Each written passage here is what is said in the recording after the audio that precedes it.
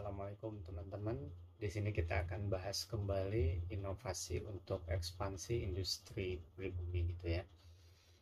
Melanjutkan pertanyaan tadi yang belum tuntas gitu, sebagaimana janji saya gitu. Jadi apa yang menyebabkan harga mobil Tesla itu begitu tinggi, padahal secara core produknya itu sebenarnya harganya murah ya. Ini perlu dijelaskan dulu ya. Sebenarnya secara core product itu memang mobil Tesla ini nggak jauh seperti mobil, kualitasnya itu nggak jauh seperti mobil-mobil biasa gitu ya. Bahkan ketika Cybertruck yang katanya kacanya itu anti peluru, ketika dipentung pakai palu langsung pecah, langsung malu kan, itu Elon Musk kan ada beritanya itu ya, pernah saya bahas juga itu. Ada cacatnya ya, seperti mobil biasa, bahkan bisa jadi kualitas mobil Tesla ini di bawah Toyota mungkin, atau mungkin kalau misalnya Indonesia bikin lagi produksi lagi mobil Timor bisa jadi lebih rendah dari mobil Timor. Tapi kenapa begitu mahal gitu? Sebenarnya kita perlu bahas gitu ya. Sudah saya bukukan ini di dalam buku-buku inovasi tingkat tinggi yang sudah saya tulis gitu ya. Tapi belum semuanya terbit ya, dan mungkin hanya kita akan bahas dalam program inovasi tingkat tinggi. Jadi ada dua fear factor yang menyebabkan produk-produk Amerika itu bisa tinggi gitu, sekalipun tidak sesuai faktor yang kita bahas di penjelasan sebelumnya gitu. Jadi ada dua fear factor gitu. Nah, sebelum ke arah dua fear factor, ada bagusnya kita sedikit mengulas sedikit tentang factor ini ya.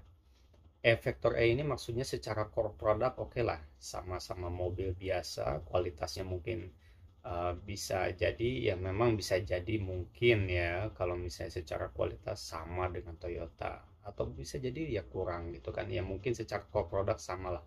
Tidak mungkin mobil ini Tesla ini sampai harganya miliaran gitu ya. Tapi kita lihat juga dari segi ininya apa sih, factor E-nya ini, dari segi augmentednya.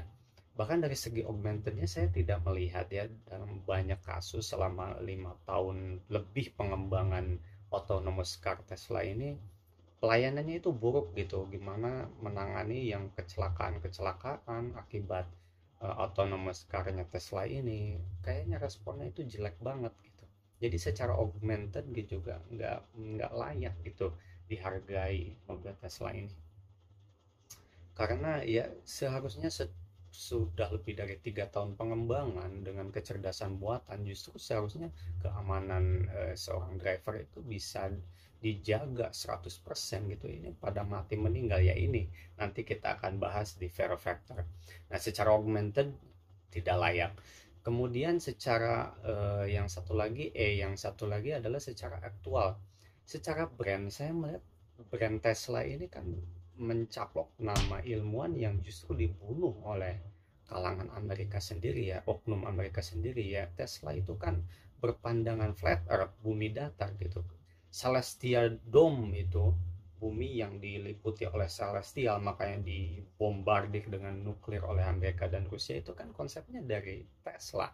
Tapi mereka bunuh, mereka mengusung teori bumi berbentuk bola gitu dan disebarkan ke seluruh dunia. Mengapa dipakai gitu ya? Jadi seakan-akan dia itu, kalau Teslanya hidup mungkin akan dibunuh itu si Elon Musk sama si Tesla, karena mencaplok nama dia gitu sembarangan gitu kan. Jadi tidak ada otentiknya sama sekali gitu. Secara aktual pun sebenarnya tidak ada harganya Tesla ini, karena justru Tesla ini ilmuwan yang di apa ya, ibaratnya diasingkan oleh Amerika sendiri gitu. Bahkan seperti apa ibaratnya tuh, penemuan-penemuan Tesla itu kan tidak dihargai sama sekali gitu. Yang dihargai adalah kalangan yang berduit. Nah, dari segi aktualnya menurut saya ini ya, tidak ada harganya Tesla itu, karena mencaplok nama ilmuwan yang justru mereka buang gitu.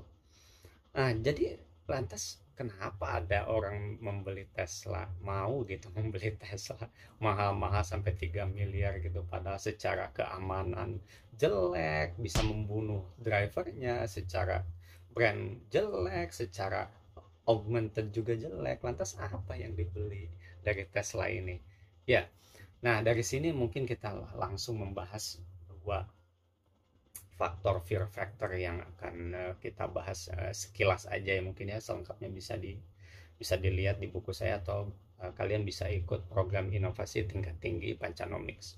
Yang pertama ada fear factor-nya, itu mereka memiliki proyek ruang angkasa yang menjadi dasar dari bumi berbentuk bola gitu. Di mana-mana kalau misalnya sebuah negara bisa menakuti negara lain dengan sainsnya, itu pasti produk negara tersebut akan dinilai tinggi oleh bangsa lain.